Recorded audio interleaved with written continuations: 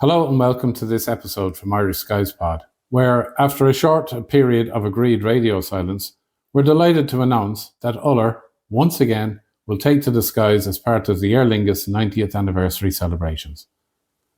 In May 2024, I recorded a documentary about this aircraft and its historical and operational aspects, and you can watch that episode by clicking the link above.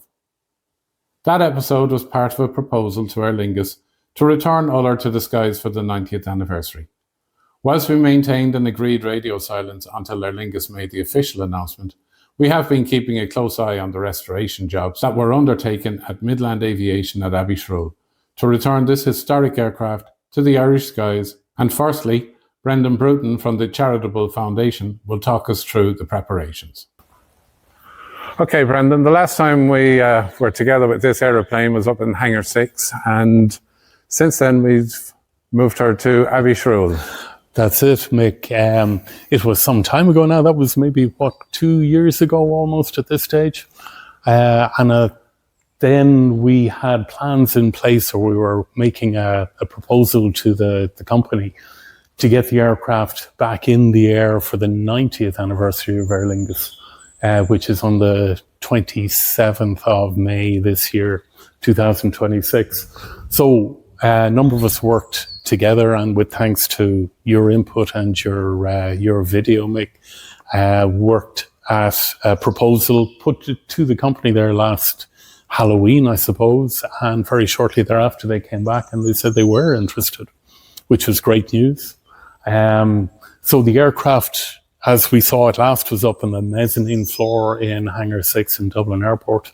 So work started pretty much straight away. A large crane was brought into the hangar and the Iolar was lifted off the mezzanine and onto the hangar floor. So as a testament to the work that was put into its storage, which was almost 9 years up on the mezzanine, the engines were checked out, the airframe as well, given a good inspection, and within a couple of days engine runs were carried out and they went very successfully. Airframe was in very good condition, so we ran the engines for 3 or 4 hours. Then it was pretty much a paperwork exercise to try and get approval from both Aer Lingus and the Irish Aviation Authority to get the paperwork in place to ferry the aircraft down here to Abbeyshrule for its for a more significant maintenance overhaul. And also Midland Aviation here are very experienced in old wood and fabric type aircraft and the gypsy engines. So this is the ideal spot for it. So it took a month or two to get the paperwork in place. It was round about, in fact, just before Christmas, we got approval for the ferry flight. And then it took a while to get a weather window together.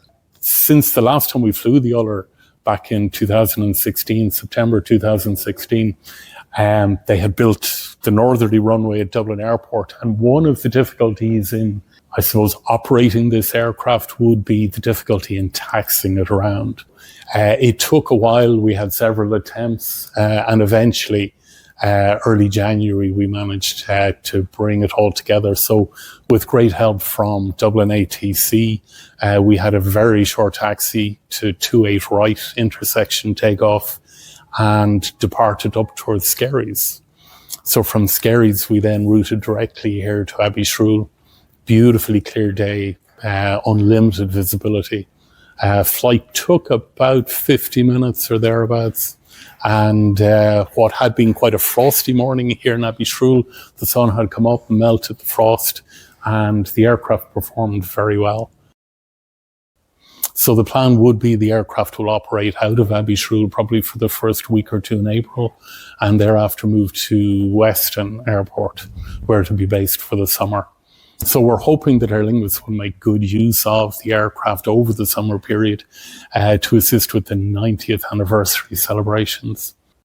Welcome to Midland Aviation, where we're carrying out some repairs on de Havilland DH-84 Dragon aircraft. This was Aer Lingus' first commercial airplane, and it's mainly constructed of Sika spruce, ash, and it's covered with a fabric material.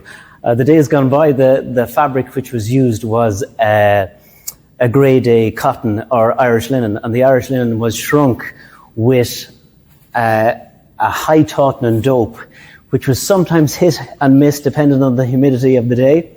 But now it's repaired or covered with a sickedite material. It's a man-made fibre, and it's shrunk by heat. And here we're going to demonstrate today how it is shrunk, what temperature you used, and the finished product. Just to show you, this is the sickenite, a man-made fibre.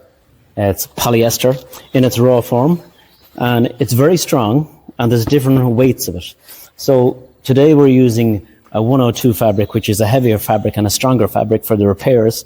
So in its raw form, it's glued here, which is glued with a super seam cement or a polytack material, and it's very, very strong, bonds really well. All this is folded back afterwards, and then it's ironed like I showed you, and then it will be sealed with dope and then finished in its original silver colour. The max temperature for sickenite is 350 degrees Fahrenheit, so we've set it at about 250. It'll be more apparent here. You can see all this fabric here, which is loose, and then you add the heat, and you add it first to get rid of wrinkles and push it so there's no gathering of the material. And once that's done, and all the wrinkles are pulled out, you can give it its second iron, and that will leave it nice and taut. And as you can see, it's after pulling all this fabric back in, and then it can be doped, sealed, silvered, finish coated. And also to prevent ballooning, each rib is stitched depending on the aircraft speed. This aircraft does not pass maybe 130 mile an hour. So if it's a slow speed, they leave spacings of maybe 2 to 3 inches between the stitches. If the aircraft was a faster aircraft, the stitches will be closer, and this prevents this ballooning. If it's not stitched, it will balloon with the high pressure and the low pressure creating lift, and that is subjected to the wing. So we're going to stitch this every 3 inches, so probably about 2 stitches here. Then we're going to tape it, which you can see the tapes here. Then get the tapes really smooth, dope it, and then finish coat it.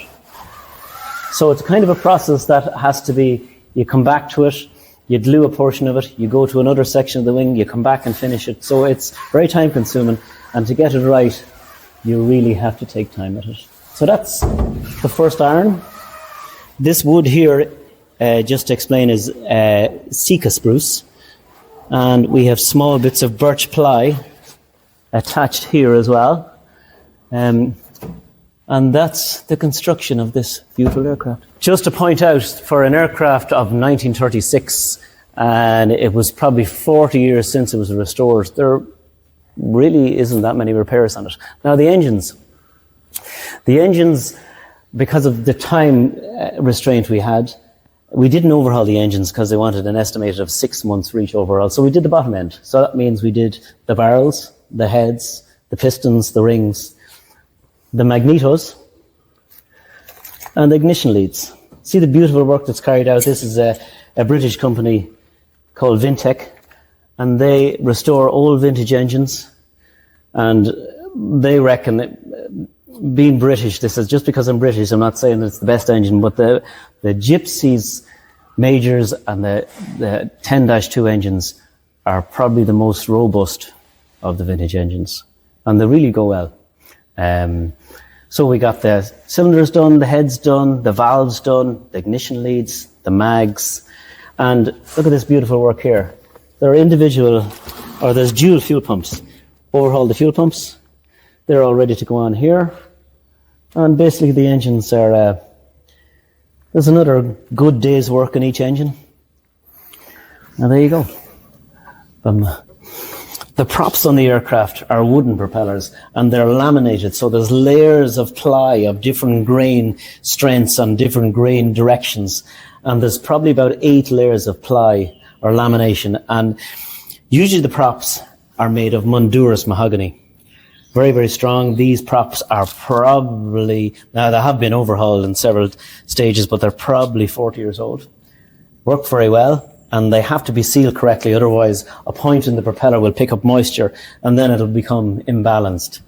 But these are in very good nick, and they flew down on the 6th of January, no vibrations, no ill effects, worked very well.